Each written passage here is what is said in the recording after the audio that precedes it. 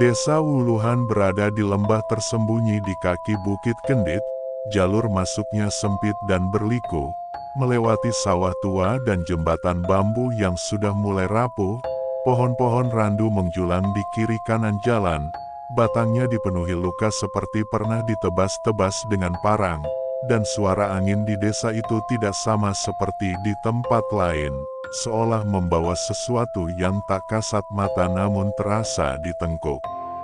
Sore itu, satu mobil bak terbuka masuk ke desa Wuluhan membawa 6 mahasiswa yang menjalani program KKN, 2 laki-laki dan 4 perempuan. Mereka tertawa-tawa di perjalanan, tak tahu bahwa tempat yang mereka datangi menyimpan sesuatu yang tidak bisa dijelaskan dengan logika. Di antara mereka ada Intan, gadis berkerudung dengan mata tajam dan tutur kata lembut. Ia dikenal paling rajin dan paling pendiam di kampus. Mengantar Intan adalah kakaknya, Yuda, lelaki kurus dengan sorot mata dalam, hidupnya keras sejak kecil karena ditinggal orang tua, dan hanya punya satu keluarga yang tersisa, yaitu Intan. Yuda bukan orang berpendidikan tinggi, ia hanya supir antar jemput barang di kota Jember. Namun ia sangat protektif terhadap adiknya dan merasa tak tenang melepas adiknya jauh dari rumah selama 1 bulan penuh. Begitu sampai di balai desa, mereka disambut oleh Lurah Paiman, pria berumur sekitar 60-an dengan tubuh tegap dan suara berat. Ia memakai seragam coklat tua yang tampak terlalu besar di tubuhnya. Senyumnya tipis tapi tatapannya tak pernah diam, seolah mengamati sesuatu lebih dari sekadar wajah para tamu. "Selamat datang di Wuluhan, desa kami kecil, tapi akan terasa nyaman kalau tahu caranya," katanya sambil menepuk bahu salah satu mahasiswa laki-laki. Setelah diberi pengarahan singkat, masing-masing peserta KKN dibagi ke rumah-rumah warga. Intan mendapat tempat di rumah Mbah Murni, seorang janda renta yang tinggal sendirian di ujung desa.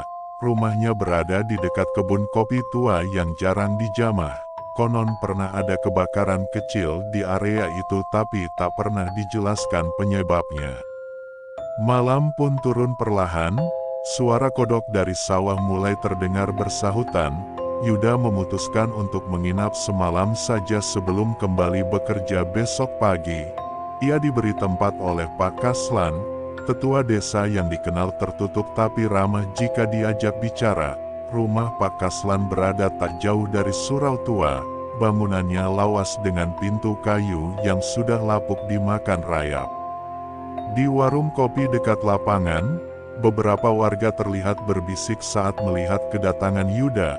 Ada yang menatapnya sekilas lalu segera menunduk, seolah tak ingin diketahui sedang membicarakan sesuatu. "Yang cowok itu siapa? Kok ikut-ikutan datang ke sini?" bisik seorang lelaki tua dengan mata yang tak pernah lepas dari arah Yuda. Katanya kakaknya si cewek berkerudung, kayaknya mereka deket banget, jawab yang lain. "Ya semoga aja cepat pulang, sebelum keburu tahu," gumam satu suara yang tak terdengar jelas. Malam pertama di desa Wuluhan terasa dingin dan sunyi, terlalu sunyi bahkan tidak terdengar suara jangkrik di sekitar rumah Mbah Murni, hanya desir angin dan gelegak dari tungku yang masih menyala. Intan tidur di kamar kecil dengan ranjang bambu, jendela di sebelah kirinya menghadap langsung ke kebun kopi. Saat hampir tertidur, ia mencium aroma ganjil, seperti kayu basah dicampur sesuatu yang anyir. Intan membuka mata dan melihat bayangan melintas cepat di luar jendela. Ia mencoba menenangkan diri, meyakinkan dirinya bahwa itu hanya hewan liar. Tapi suara yang terdengar setelahnya membuat tubuhnya kaku. Bukan suara langkah kaki, bukan pula hembusan angin, tapi suara seseorang sedang berbisik di dekat telinganya, padahal tak ada siapa-siapa di dalam kamar. Intan menarik selimut, jantungnya berdetak cepat, dan di luar sana, di tengah kebun kopi yang gelap, ada sepasang mata yang menyala samar di antara batang-batang pohon tua. Dan Yuda, di rumah Pak Kaslan, mulai merasa gelisah tanpa tahu alasan jelasnya. Pagi di desa Wuluhan datang lambat, kabut belum juga pergi meski matahari sudah tinggi, suara ayam hanya terdengar dari kejauhan dan tak seekor pun terlihat di pekarangan. Intan terbangun dengan rasa berat di kepala, semalaman ia tak bisa tidur nyenyak, suara bisikan yang samar itu masih terngiang di telinganya, dan matanya sempat menangkap siluet hitam melintas perlahan di antara batang kopi tua. Mbah Murni sudah duduk di dapur sejak subuh, menanak nasi dengan kayu bakar yang apinya hampir mati. Ia tidak banyak bicara, hanya mengangguk dan mempersilakan Intan duduk sambil menyodorkan teh pahit yang mengepul di cangkir kaleng usang. "Semalam dingin banget ya, Mbak Intan, tapi jangan khawatir, asal kuat niat, nanti terbiasa," ucap Mbah Murni pelan, sambil menatap api yang seolah sedang ia ajak bicara. Intan hanya membalas dengan senyum kaku. Ia tak ingin terlihat lemah di hadapan warga yang menyambutnya, meski hatinya terus menolak suara yang ia dengar semalam. Di balai desa, para mahasiswa KKN mulai sibuk membagi tugas. Mereka akan memulai pendataan rumah warga dan kegiatan sosial ringan seperti bersih-bersih surau dan taman desa. Lurah Paiman berdiri di serambi balai sambil merokok, mengamati setiap gerak-gerik mahasiswa yang berlalu. Matanya berhenti cukup lama menatap Intan yang baru datang sambil membawa buku catatan. Yuda yang masih berada di rumah Pak Kaslan pagi itu memutuskan untuk mampir ke balai desa sebelum kembali ke kota. Ia ingin memastikan Intan baik-baik saja, namun saat ia bertemu Lurah Paiman, suasana tiba-tiba berubah. "Sampean kakaknya Mbak Intan?" tanya Lurah Paiman dengan nada datar namun sorot mata tajam. "Iya, saya Yuda," jawab Yuda singkat sambil menjabat tangan Lurah. "Kalau bisa jangan terlalu lama di sini, biar adiknya bisa cepat akrab dengan warga," lanjut Lurah sambil menepuk pelan bahu Yuda. Ucapan itu terdengar seperti kalimat biasa, tapi bagi Yuda, ada sesuatu yang janggal dari tatapan dan tekanan suaranya, seolah mengandung pesan tersembunyi yang tak mudah dipecahkan. Siangnya, Intan bersama dua teman KKN pergi mendata ke rumah-rumah warga, salah satunya rumah Pak Tarman, pria tua yang tinggal sendirian dan dikenal sebagai penjaga kebun kopi. Rumahnya berada di sisi utara desa, dekat dengan batas hutan. Ketika mereka tiba, pintu rumah terbuka sedikit dan suara gamelan terdengar samar dari dalam. "Permisi, Pak, kami dari KKN," ucap Intan sambil mengetuk. Tak ada jawaban, namun suara gamelan berhenti, dan pintu terbuka lebih lebar perlahan.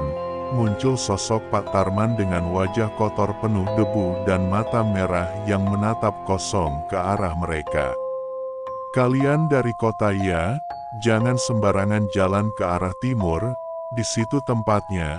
Tidak semua bisa pulang kalau sudah lewat batasnya," kata Pak Tarman lirih, kemudian menutup pintu tanpa bicara lagi.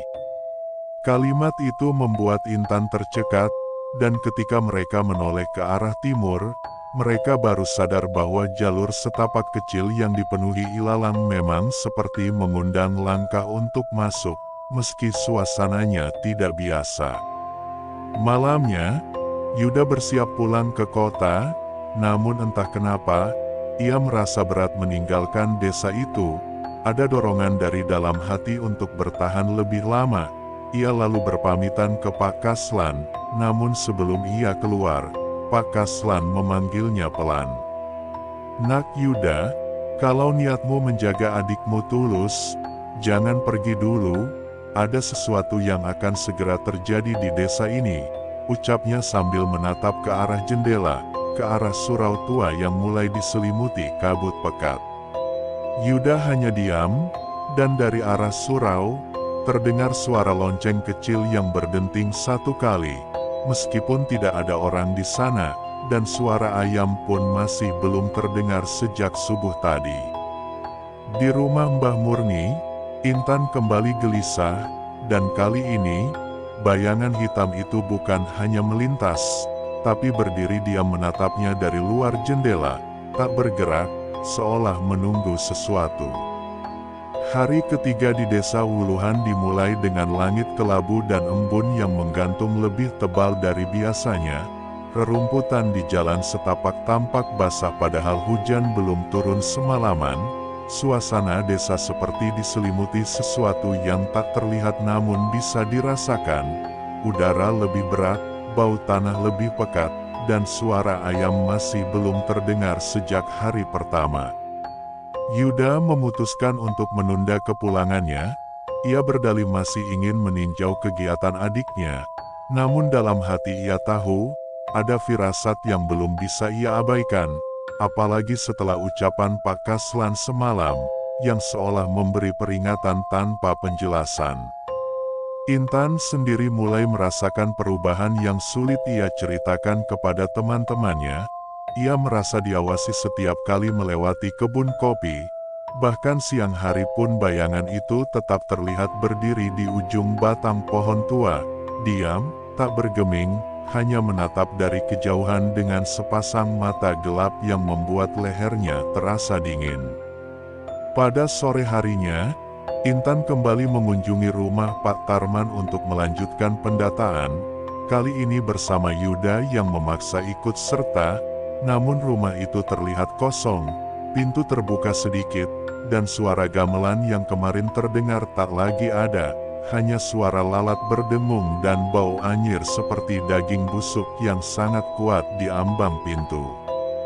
Ketika mereka mengetuk dan memanggil, tidak ada yang menyahut, tapi di dalam rumah, ada tanda-tanda aneh yang tak bisa dijelaskan, foto-foto lama yang digantung terbalik, sesajen kering di sudut ruangan, dan di atas meja, ada kertas lusuh dengan tulisan aksara Jawa yang sudah memudar.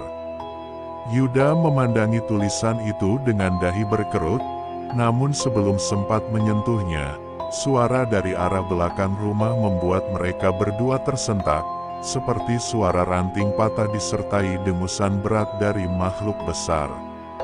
Mereka keluar dengan cepat, menoleh ke kebun di belakang rumah, dan melihat sesuatu bergerak di antara ilalang tinggi. Tinggi badannya seperti manusia tapi posturnya membungkuk dengan rambut panjang menjuntai ke tanah, hanya terlihat sesaat sebelum menghilang kembali ke dalam rimbunan. Intan mulai merasa bahwa keberadaannya di desa ini bukan sekadar untuk KKN, ia yakin ada hal lain yang belum ia mengerti.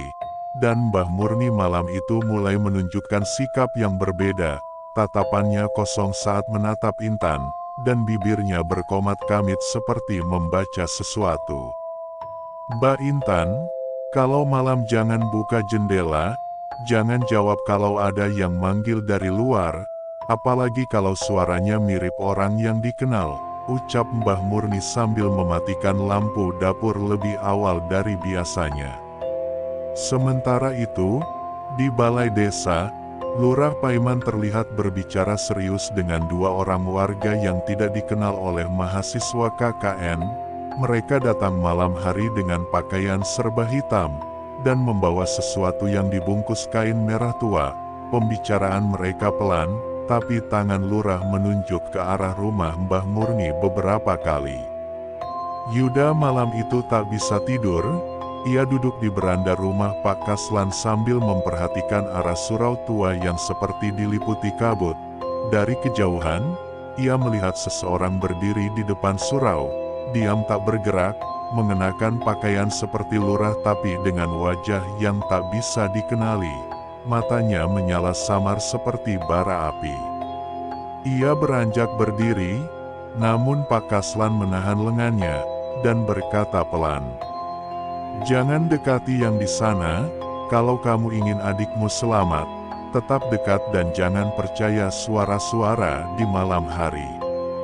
Yuda menatap Pak Kaslan dengan kebingungan, namun suara itu kembali terdengar, suara lonceng kecil berdentang sekali, lalu hening yang sangat panjang.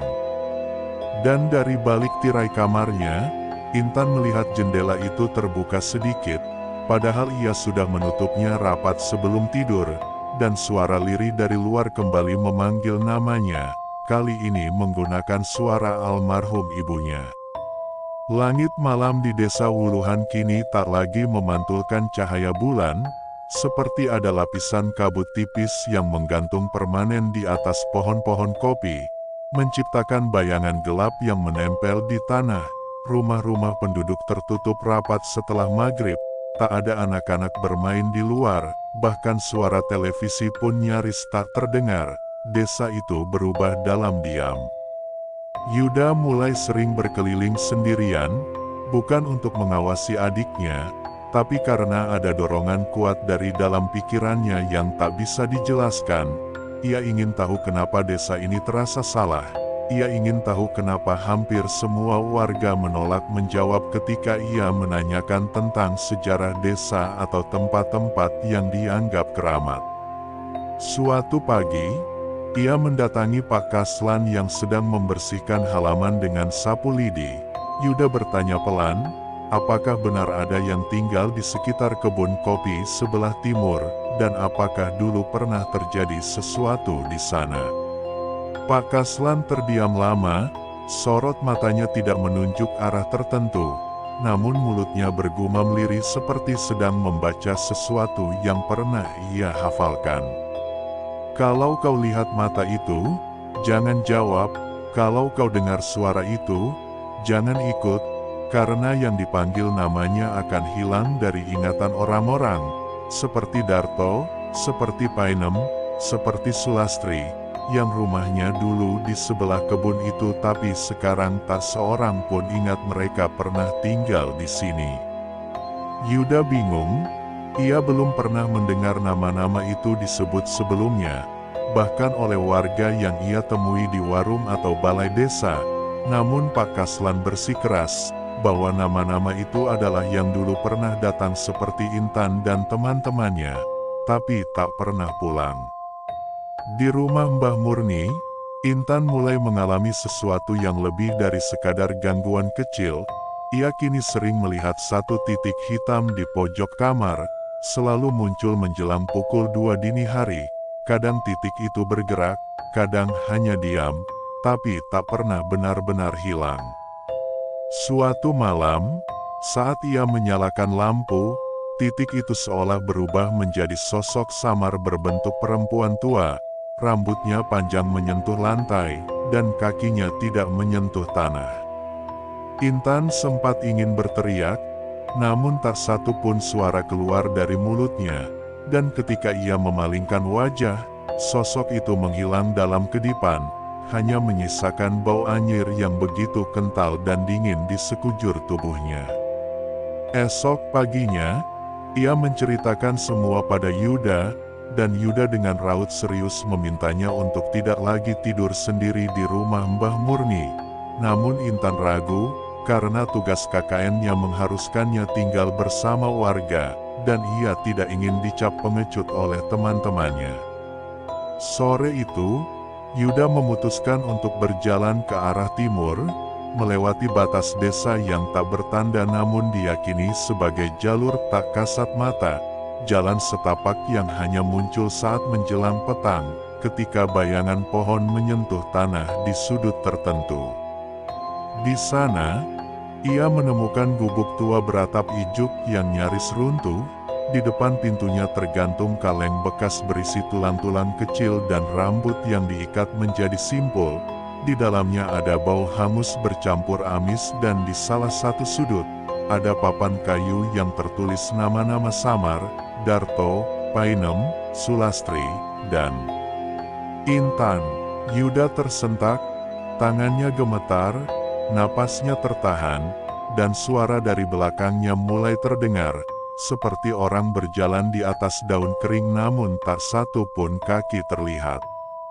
Ia segera berlari keluar dari gubuk itu, namun arah pulang terasa semakin jauh. dan matahari sudah mulai tenggelam di balik pucuk-pucuk pohon.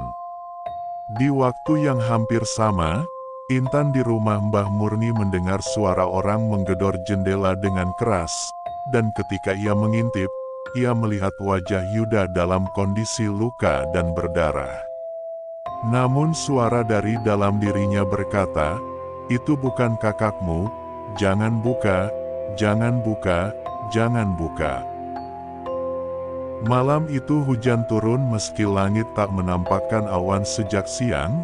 Air menetes dari celah atap rumah Mbah Murni. Suara rintiknya tidak meredakan suasana, justru menambah sunyi yang menggantung seperti tirai tebal di seluruh penjuru desa. Intan masih duduk di atas ranjang bambunya, tubuhnya kaku, matanya terus menatap jendela yang baru saja digedor seseorang yang menyerupai kakaknya. Wajah itu begitu mirip, luka di pipi kanan, kemeja yang sama, bahkan suara napasnya pun nyaris identik. Namun nalurinya terus menolak untuk percaya, bukan karena takut, tapi karena suara dari dalam dirinya, suara yang seperti bukan miliknya sendiri, terus berbisik, "Jangan buka, jangan buka, jangan buka." Di luar, sosok itu masih berdiri, tak bergerak, matanya menatap ke dalam kamar seperti tahu sedang diperhatikan, dan ketika Intan menunduk sedetik untuk mengambil air doa dari dalam botol kecil yang diberikan Mbah Murni, suara gedoran itu berhenti mendadak, digantikan dengan suara gemerisik halus dari atap rumah. Sementara itu, Yuda yang tersesat di jalur pulang dari gubuk tua terus berusaha mencari arah kembali. Namun setiap belokan yang ia ambil justru membawa ke tempat yang sama, semacam lingkaran waktu yang tak bisa ia pahami. Kabut menggantung di antara pohon-pohon kopi dan sinar bulan tertutup awan tebal seperti tak mengizinkan siapapun menemukan jalan pulang. Di tengah ketakutan dan kelelahan, Yuda bersandar di batang pohon besar, napasnya berat, dan saat ia memejamkan mata sejenak, terdengar suara perempuan dari arah semak. Suara itu lirih dan dalam, memanggil namanya dengan nada mengiba. "Yuda, sini, bantu aku pulang, Yuda, ini aku, Intan." Suara itu sangat mirip, bahkan nada ketakutannya terdengar meyakinkan. Namun Yuda tahu, adiknya tidak akan pernah memanggil dari tengah hutan sendirian, dan tak mungkin suara itu berasal dari sana. Ia menahan napas, mencoba diam, namun suara itu makin dekat, dan dari balik semak muncul sosok dengan wajah Intan, namun matanya hitam penuh dan senyumnya terlalu lebar hingga hampir menyentuh pipinya. Yuda memalingkan wajah secepat mungkin, mengingat pesan Pak Kaslan agar tidak pernah menatap langsung wajah yang tak seharusnya terlihat. Namun dari sudut matanya ia tahu, sosok itu belum pergi. Di rumah Mbah Murni, Intan mulai membaca doa-doa dengan suara pelan, lidahnya gemetar namun terus bergerak, tangannya menggenggam tasbih kecil yang diberikan almarhum ibunya bertahun-tahun lalu, dan ketika ia membaca satu bagian tertentu, suara dari atap rumah berubah menjadi jeritan pendek, lalu hening. Mbah Murni masuk ke kamar dengan wajah serius, di tangannya ada dupa dan daun kelor yang sudah kering. "Kamu sudah melihatnya ya, Mbak Intan? Kamu sudah dipanggil namamu oleh mereka. Mulai malam ini, kamu tidak boleh lagi sendirian." Intan hanya mengangguk, matanya basah, tapi ia belum bisa mengeluarkan kata-kata. Sementara itu, di hutan, Yuda mulai merangkak perlahan menjauh dari sosok itu, dan entah bagaimana, di kejauhan, ia melihat cahaya kecil bergerak ke arahnya, seperti lampu Petromax yang digantung tinggi. Di bawahnya berdiri Pak Kaslan dengan wajah tenang. "Ikuti suara saya, Yuda, jangan tengok kiri, jangan dengarkan apapun, dan jangan bicara." Yuda berdiri perlahan, mulai melangkah, dan di belakangnya suara perempuan dengan wajah intan berteriak memanggilnya. Tapi kini suaranya berubah menjadi kasar dan berat, seolah berasal dari tenggorokan yang luka dan penuh darah. Langkah demi langkah, suara itu perlahan menghilang, dan kabut mulai pecah sedikit demi sedikit, menunjukkan jalan tanah yang kembali ke batas desa. Kabut pagi di desa Wuluhan tidak pernah sepenuhnya menghilang, bahkan saat mentari sudah meninggi, sinarnya hanya mampu menerobos seperti garis lemah di antara batang-batang kopi yang berdiri diam.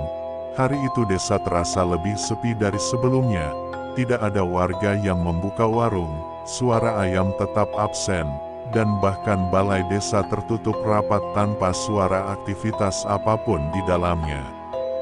Yuda kembali ke rumah Pak Kaslan dengan tubuh letih dan bau tanah yang melekat kuat di kulitnya, namun di matanya ada api baru, bukan hanya karena ia berhasil kembali, tapi karena kini ia yakin, ada kekuatan yang sedang bekerja di luar nalar manusia biasa, dan kekuatan itu bukan semata-mata gangguan biasa, melainkan bagian dari sesuatu yang jauh lebih terorganisir.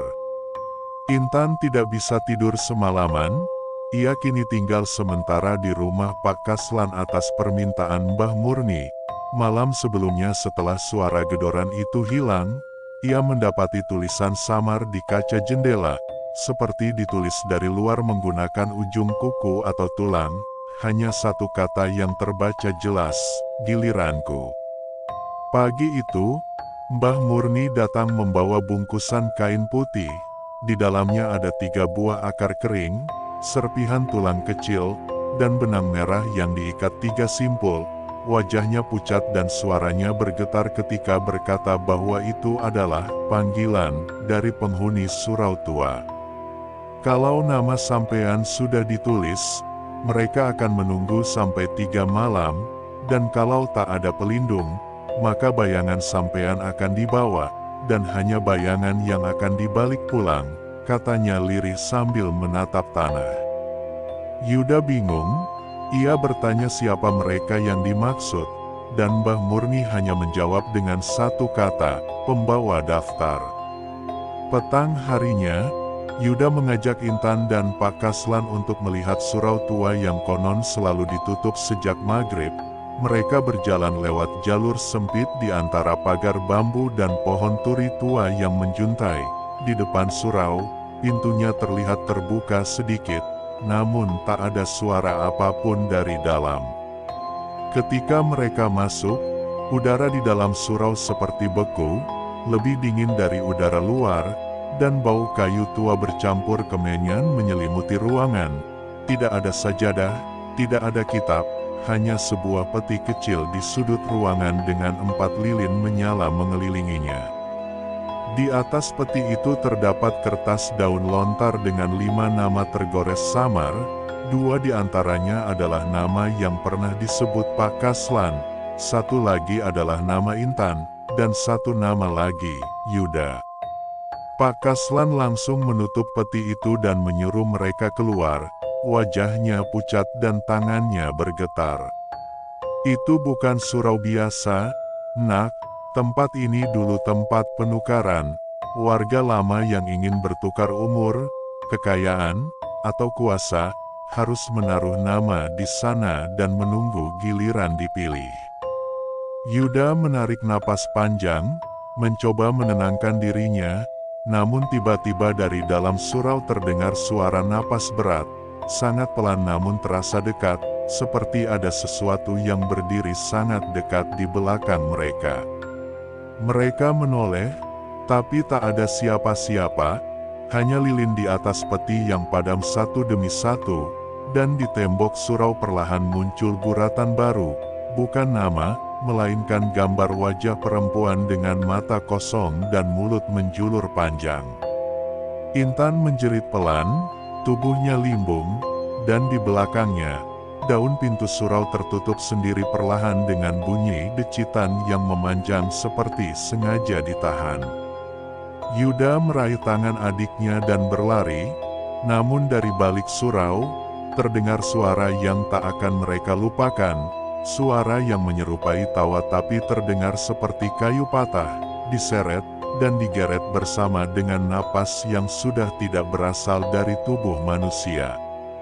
Setelah peristiwa di Surau Tua, Intan mulai sulit tidur. Setiap kali ia memejamkan mata, wajah perempuan dengan mulut menjulur itu muncul kembali, lebih jelas, lebih dekat. Kadang terdengar suara gumaman aneh seperti doa yang dibaca terbalik, dan setiap pagi setelahnya, di dinding kamarnya muncul bercak air dalam bentuk telapak tangan kecil, seperti bekas tangan anak-anak. Pak Kaslan mulai sering berdiam diri, duduk di depan tungku dengan tatapan kosong, sesekali mulutnya komat kamit seperti berbicara dengan seseorang yang tak terlihat. Yuda tahu, ada sesuatu yang sedang dikunci di dalam pikiran lelaki tua itu, sesuatu yang berat dan sudah lama ingin keluar namun masih ditahan oleh rasa takut yang dalam. Pada suatu sore yang basah, saat gerimis menggantung tanpa turun sepenuhnya, Yuda memberanikan diri bertanya langsung. Pak Kaslan, sebenarnya tempat ini kenapa banyak orang tidak berani bicara tentang yang di kebun kopi, tentang surau itu? Pak Kaslan tidak langsung menjawab, ia berdiri perlahan, membuka kotak kecil dari bambu yang disimpan di balik almari, dan dari dalamnya ia mengeluarkan secarik kertas usang yang dilaminasi plastik tipis. Di dalamnya tertulis beberapa nama dengan tulisan tangan, ada coretan, dan beberapa nama dicoret silang dengan tinta merah. Ini daftar dari tahun 90-an, anak-anak KKN yang tidak pernah kembali. Nama mereka dicoret karena sudah tertukar, yang kembali bukan mereka, tapi yang menyerupai mereka, dan tidak ada yang sadar sampai semuanya terlambat. Yuda membaca nama-nama itu satu persatu, dan hatinya tercekat saat melihat sebuah nama yang sangat ia kenal. Intan Wulandari. Tapi itu mustahil, kata Yuda dengan suara bergetar. Dia masih di sini, dia adik saya. Pak Kaslan menatapnya lama, lalu mengangguk pelan sambil berkata, yang kembali bisa saja membawa wajah yang sama, tapi kalau namanya sudah tertulis, maka yang hidup bersamanya hanya kulitnya saja, bukan jiwanya. Yuda bangkit, langkahnya berat, pikirannya kusut, ia berlari menuju rumah, membuka pintu kamar Intan, dan mendapati adiknya sedang duduk di pojok ruangan sambil membaca buku catatan dengan tulisan yang ia tak pahami. "Tan, kamu ngapain baca itu?" tanya Yuda. Intan menoleh, dan untuk sesaat, matanya tampak sangat hitam, terlalu hitam, seperti tidak memiliki batas antara bola mata dan kelopak. Namun dalam sekejap, warna itu kembali normal, dan Intan hanya menjawab pelan. "Aku cuma ingin tahu, kenapa kita ada di sini." Yuda tidak menjawab, ia hanya duduk di sebelahnya, mencoba menenangkan dirinya sendiri, mencoba percaya bahwa adiknya masih sepenuhnya utuh. Namun malamnya, saat Intan tidur, Yuda terbangun oleh suara pintu depan yang berderit terbuka perlahan. Ia melangkah keluar kamar, mengikuti suara itu hingga ke ruang depan, dan dari arah luar, ia melihat seseorang berdiri di bawah lampu jalan yang remang. Sosok itu mengenakan baju lurah, namun wajahnya bukan Lurah Paiman. Wajah itu seperti terbuat dari tanah, retak di beberapa bagian, matanya menyala samar merah gelap, dan di tangannya, ia memegang gulungan kertas panjang yang ujungnya menjulur sampai ke tanah. Ia membuka kertas itu perlahan, dan ketika Yuda mencoba mendekat, sosok itu menatapnya tajam lalu mengucap nama dengan suara yang seperti berasal dari dalam tanah basah. "Yuda," dan dari kegelapan kebun kopi, terdengar suara kaki-kaki kecil berlari, bukan satu, bukan dua, tapi puluhan, seperti anak-anak yang sedang mengejar sesuatu. atau sedang dipanggil untuk keluar. Hujan kembali turun malam itu, bukan hujan deras tapi tetesan lambat dan padat, seperti gerimis yang membawa beban. Desa Wuluhan menjadi lebih sunyi dari biasanya, dan suara jangkrik pun seakan enggan muncul dari balik rerumputan. Yuda duduk di dalam kamar kosong, pandangannya terpaku pada selembar foto tua yang ia temukan di bawah tikar ruang tengah. Foto itu bergambar 5 orang pemuda yang berdiri di depan surau tua. 2 di antaranya memiliki kemiripan dengan wajah yang sering muncul di mimpinya. Salah satunya perempuan muda yang matanya dicoret tinta hitam. Pak Kaslan sudah tak banyak bicara sejak sore. Ia hanya duduk bersila di depan tungku. Matanya terpejam namun bibirnya terus bergerak pelan, seperti membaca sesuatu dalam hati. Yuda tahu, malam ini bukan malam biasa. Malam ini adalah malam ketiga sejak nama Intan muncul di surau. Dan di luar sana, suara tabuhan gamelan perlahan mulai terdengar, bukan dari rumah warga, bukan dari radio, tapi dari balik hutan kopi, dari arah gubuk tua yang sebelumnya ditemukan Yuda. Yuda berdiri, ia tidak lagi bisa menunggu, tidak bisa duduk pasrah dalam ketakutan dan teka-teki. Ia tahu bahwa semua jawabannya berada di sana, di balik suara gamelan itu. Dan jika benar apa yang ia curigai, maka Intan mungkin telah dikorbankan dalam ritual lama yang dikenal hanya oleh segelintir orang. Ia melangkah melewati kebun kopi yang basah, embun malam membasahi kakinya hingga ke lutut, dan dari kejauhan ia mulai melihat cahaya obor, jumlahnya 3, membentuk lingkaran di tengah lapangan kecil di kaki bukit. Di sana, 3 lelaki berdiri dengan jubah hitam dan kain putih melilit pinggang mereka. Wajah mereka ditutupi topeng kayu dengan guratan merah menyilang. Dan di tengah-tengah lingkaran, Lurah Paiman duduk bersila di atas tikar pandan dengan seekor ayam cemani di tangannya. Darah mengalir dari paruhnya yang digigit. Yuda bersembunyi di balik pohon beringin kecil, napasnya tertahan. Namun matanya tak bisa berpaling dari sosok yang terbaring di tengah lingkaran. Tubuh itu dibungkus kain kafan dari dada ke bawah, namun rambutnya tergerai, dan wajahnya adalah wajah Intan. Yuda nyaris melangkah maju, namun suara dari belakangnya membuatnya membeku.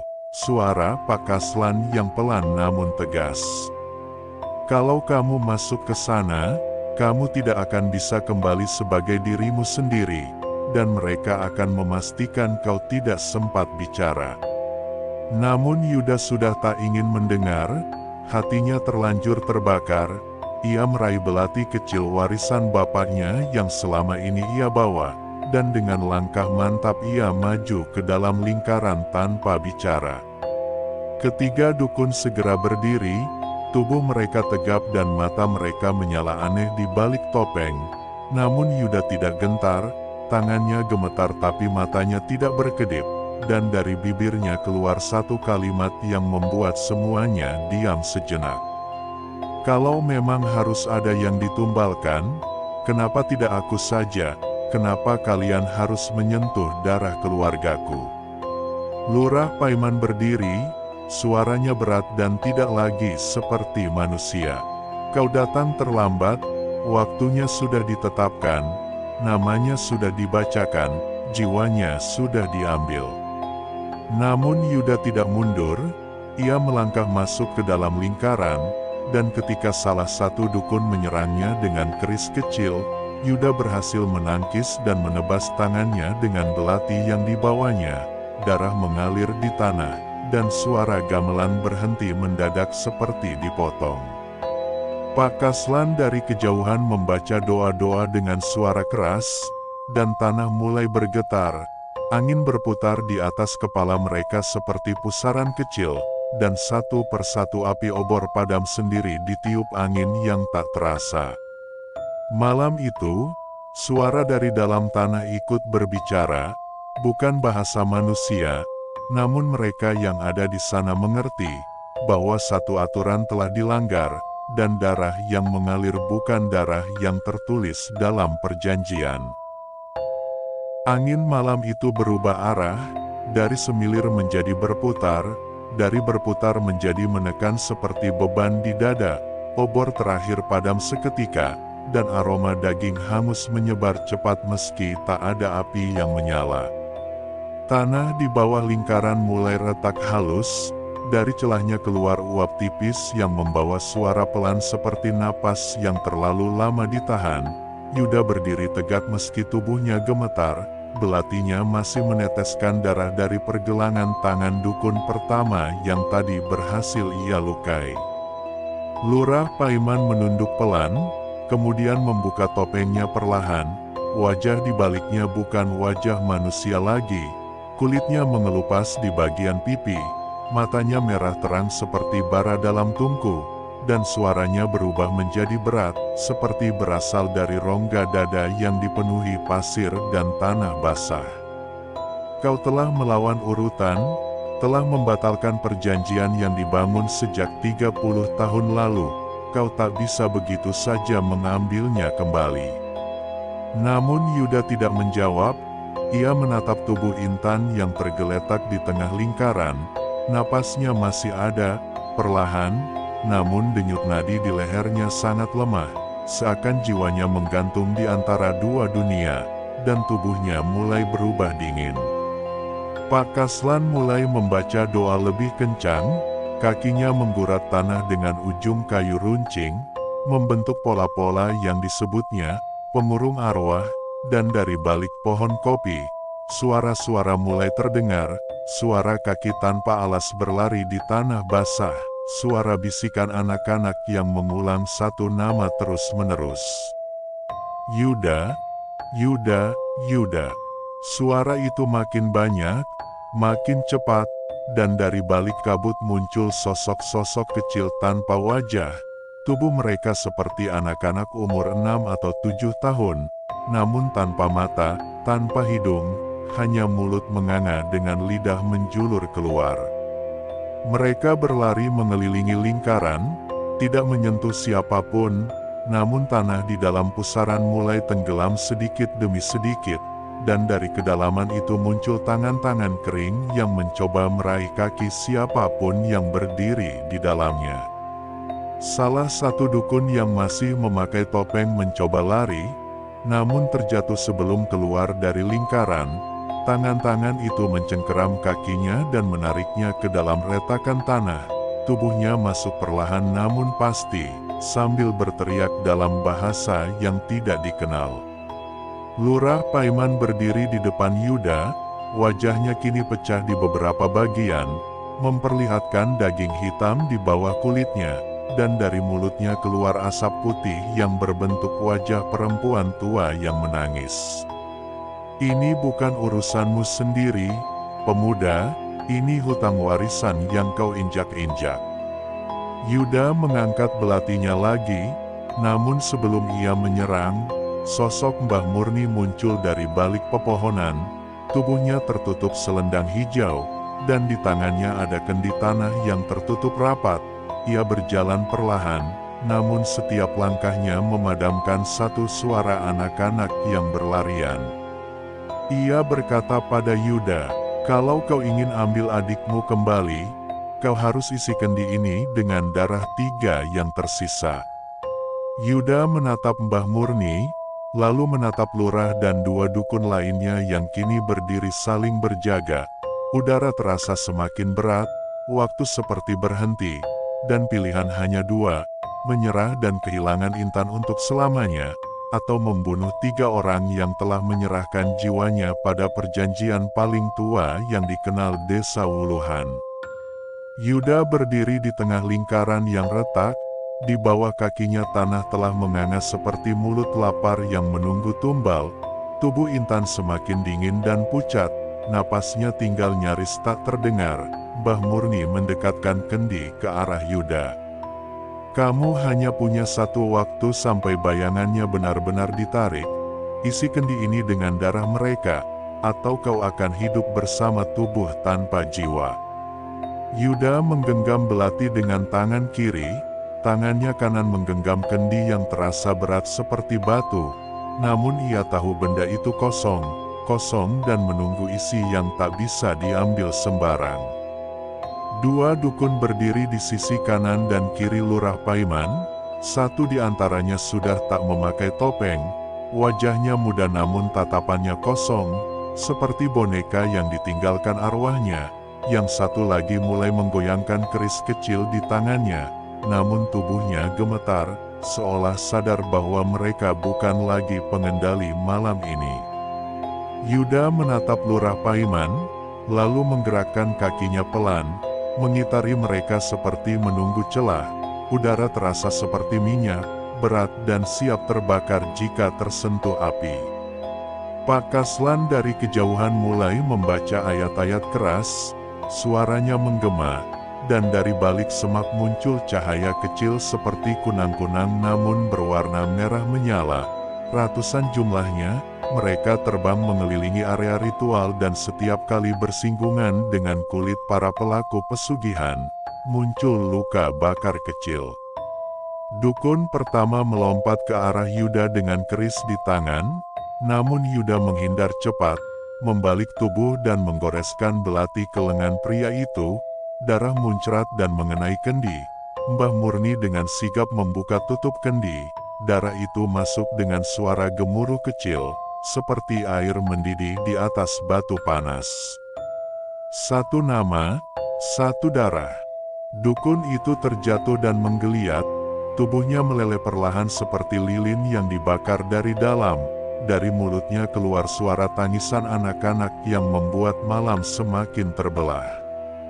Dukun kedua mencoba kabur, namun tanah di belakangnya sudah bukan tanah biasa. Tangan-tangan kecil keluar dari celah-celah tanah dan menarik kakinya. Ia menjerit, namun jeritannya berubah menjadi lolongan panjang ketika Yuda datang dan menghunjam belati ke lehernya. Darahnya mengenai kendi, kali ini cairan yang masuk berubah warna, dari merah menjadi hitam seperti lumpur sungai mati. Dua nama, dua darah. Lurah Paiman berdiri sendirian, wajahnya tinggal kulit retak dan tulang rahang. Dari lubang matanya keluar asap hitam yang menari seperti cacing. Ia membuka kedua tangannya dan dari bawah tanah muncullah suara yang berat. Kau kira bisa hentikan warisan kami?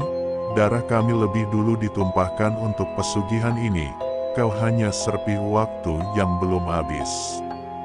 Yuda tidak menjawab, ia langsung menghantamkan kendi ke dada Lurah Paiman, dan belatinya menghujam jantung yang sudah membatu.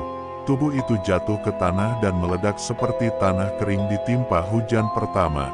Darah menyembur ke udara lalu masuk ke dalam kendi dengan hisapan yang panjang dan dalam.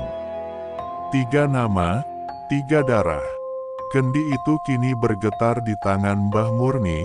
Ia menutupnya dengan kain kafan kecil, lalu membacakan mantra yang tidak diucapkan dengan suara, tapi langsung dari dalam tenggorokan, seperti gumaman roh. Angin berhenti, tanah menutup perlahan, suara anak-anak menghilang, dan di tengah lingkaran tubuh Intan mulai bergerak, matanya terbuka perlahan dan ia menarik napas dalam seolah baru kembali dari tenggelam. Namun malam belum sepenuhnya reda, karena dari kejauhan, suara gamelan mulai terdengar kembali. Kali ini lebih pelan, lebih tua, dan lebih dalam, seolah desa Wuluhan belum benar-benar mengizinkan semuanya pergi.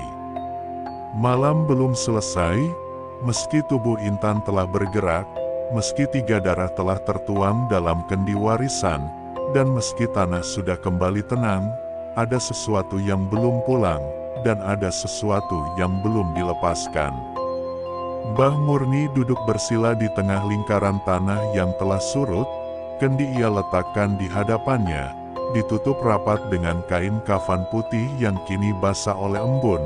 Matanya terpejam, namun dari kerut wajahnya terpancar tegang yang tidak biasa.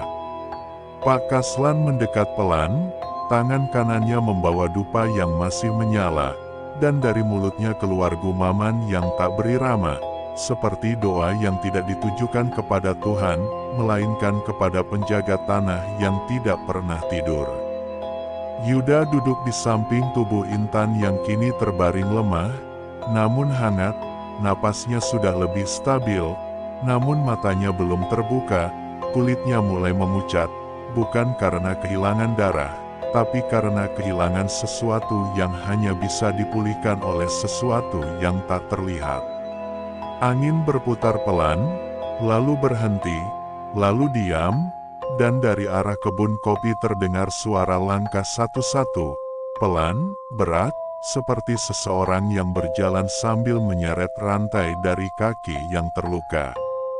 Yuda berdiri, mengangkat belatinya lagi, namun kali ini bukan untuk bertarung, melainkan untuk berjaga, karena sosok yang muncul dari balik kabut bukan lagi Lurah Paiman, bukan dukun, bukan siapa-siapa, tapi tubuh manusia yang nyaris hancur, dagingnya setengah terbakar, matanya kosong, dan dari dadanya masih menetes darah pekat yang menetes ke tanah lalu diserap seolah tanah itu masih lapar.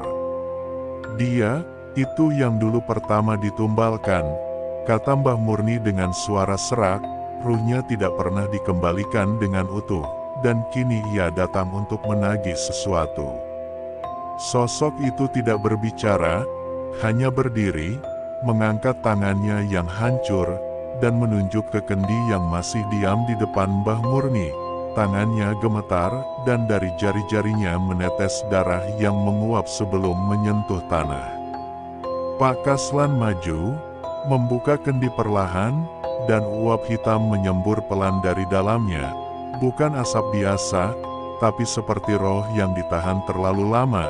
Dan dalam kabut itu muncul suara puluhan nama yang diucapkan secara bersamaan, terlalu cepat, terlalu kacau, namun satu nama terdengar jelas. Intan Wulandari. Mbah Murni berkata bahwa kendi harus dikuburkan di tempat pertama kali perjanjian itu dibuat, di dasar Sungai Mati yang berada di kaki Gunung Wulu, dan tidak boleh dibuka lagi oleh siapapun, atau semua nama yang telah ditulis akan kembali berjalan di bumi, bukan sebagai manusia, tapi sebagai utusan penukar. Yuda mengangguk, ia menggendong tubuh Intan dengan pelan, dan malam itu juga mereka berjalan ke arah Sungai Mati, ditemani Mbah Murni dan Pak Kaslan. Langit di atas mereka tetap gelap, tidak ada bintang, tidak ada bulan, dan dari kejauhan, suara gamelan yang tadi sempat hilang mulai terdengar kembali, namun kini bukan gamelan biasa, melainkan suara kayu dipukul tanah, suara kulit dipukul rongga bambu, dan suara anak-anak tertawa pelan di antara pepohonan. Di tepi Sungai Mati, mereka menggali lubang, dan Mbah Murni meletakkan kendi di dasar lubang dengan kedua tangan gemetar, lalu menutupnya dengan tanah merah. Namun sebelum tanah terakhir ditabur, suara terdengar lagi, kali ini dari dalam tanah. Suara itu tidak meminta kembali, tidak marah, hanya berkata satu kalimat. Kalian sudah tahu rasanya, jangan pernah buka jalan itu lagi. Dan setelah tanah ditutup, angin berhenti, dan udara menjadi kosong. Yuda memandang langit, berharap ada terang, namun yang terlihat hanyalah awan gelap yang menggantung diam, seolah malam itu menjadi batas antara dunia yang kembali dan dunia yang ditinggalkan. 3 hari setelah malam kendi dikuburkan, langit di atas desa Wuluhan tak pernah benar-benar cerah, matahari hanya terlihat sebentar lalu hilang di balik kabut, dan angin yang berhembus selalu membawa bau tanah basah yang tidak berasal dari hujan. Yuda duduk di teras rumah Pak Kaslan, wajahnya tirus dan matanya cekung. Intan masih beristirahat di dalam kamar, tidak bicara banyak, namun sudah mulai bisa duduk dan makan pelan-pelan. Ia tidak ingat sepenuhnya apa yang terjadi selama 2 minggu terakhir, namun setiap malam ia menangis dalam tidur, menyebut nama-nama yang tidak dikenal. Mbah Murni tidak lagi terlihat di desa. Beberapa warga mengatakan ia telah kembali ke tempat asalnya di ujung barat hutan Wuluh, tempat yang dulunya disebut Tanah Makam Langit, tempat para penjaga perjanjian ditanam setelah semua selesai. Desa Wuluhan perlahan menjadi sepi, bukan karena orang-orang pindah, tapi karena orang-orang mulai bicara lebih sedikit. Mereka menyimpan banyak hal dalam diam, dan hanya bertukar pandang ketika mendengar suara-suara aneh dari arah Sungai Mati yang kini tertutup ilalang tinggi. Lurah Paiman dan 2 dukun yang terlibat pesugihan tidak pernah disebut lagi dalam rapat desa. Foto-foto mereka dicabut dari balai desa, dan rumah mereka dibiarkan kosong, tidak dijual, tidak disegel, hanya dibiarkan. Namun setiap malam ada suara kayu diketuk dari dalamnya. Pak Kaslan kembali mengurus surau, namun ia tidak lagi memanggil warga untuk berjamaah malam. Ia hanya duduk sendiri, mengaji dalam suara pelan, dan setiap selesai, ia akan memandang langit, bukan berdoa, tapi seolah menunggu jawaban dari arah yang tidak datang-datang. Yuda sempat ingin kembali ke kota, melanjutkan pekerjaannya, membawa Intan untuk tinggal di luar desa. Namun malam sebelum keberangkatan, ia melihat sesuatu di balik jendela rumah, bukan sosok, bukan bayangan, melainkan wajah kecil dengan mata merah menyala yang mengintip dari luar pagar. Ia membuka pintu, mengejar keluar, namun yang ditemukan hanya tanah basah dan ranting patah. Dan dari kejauhan suara gamelan terdengar sangat pelan. Pagi harinya ia membatalkan rencana, ia tinggal lebih lama, karena ia sadar bahwa sesuatu telah mengikutinya, bukan hanya dari tempat, tapi dari darah, sesuatu yang tidak bisa ia lepaskan begitu saja hanya dengan pergi. Dan sejak saat itu, Yuda mulai rutin berdoa di surau, ikut membersihkan tempat ibadah, menulis ulang beberapa kitab lama yang sebelumnya ditinggalkan, dan dalam diam ia mempelajari hal-hal yang dulu ia benci. Ia takut, namun kini ia sadari adalah satu-satunya jalan untuk menjaga batas. Intan pun mulai menulis di buku kecil, mencatat mimpinya setiap malam. Kadang ia menggambar sosok-sosok kecil yang berdiri di tepi hutan. Kadang ia menulis nama-nama yang muncul tanpa konteks, dan Pak Kaslan hanya berkata bahwa itu semua adalah sisa jejak yang belum selesai. Dan di hari ke-7 setelah Kendi dikubur, tanah di tempat itu merekah kecil, bukan karena ada yang menggali, namun karena sesuatu dari dalam naik ke permukaan, bukan tubuh, bukan tangan, hanya sekuntum bunga bangkai yang tumbuh di tengah-tengahnya. Warga tidak berani menyentuhnya, tidak memotong, tidak mendekat, mereka hanya memberi pagar bambu dan menancapkan sesajen kecil di sekitarnya. Dan malam itu, suara gamelan tidak terdengar lagi, tidak dari jauh, tidak dari dalam tanah. Namun mereka semua tahu, jalan itu tidak pernah benar-benar tertutup, hanya ditidurkan, dan suatu saat mungkin akan dibuka lagi, bukan oleh orang luar, tapi oleh darah yang berasal dari mereka sendiri. Karena pesugihan bukan hanya soal kekayaan, tapi soal perjanjian yang selalu menagih lebih dari yang dijanjikan. Dan desa Wuluhan kini hidup dengan diam, dengan rahasia, dan dengan peringatan bahwa ada harga yang tak bisa dibayar lunas dengan nyawa, melainkan dengan keheningan yang tak boleh dibuka selamanya.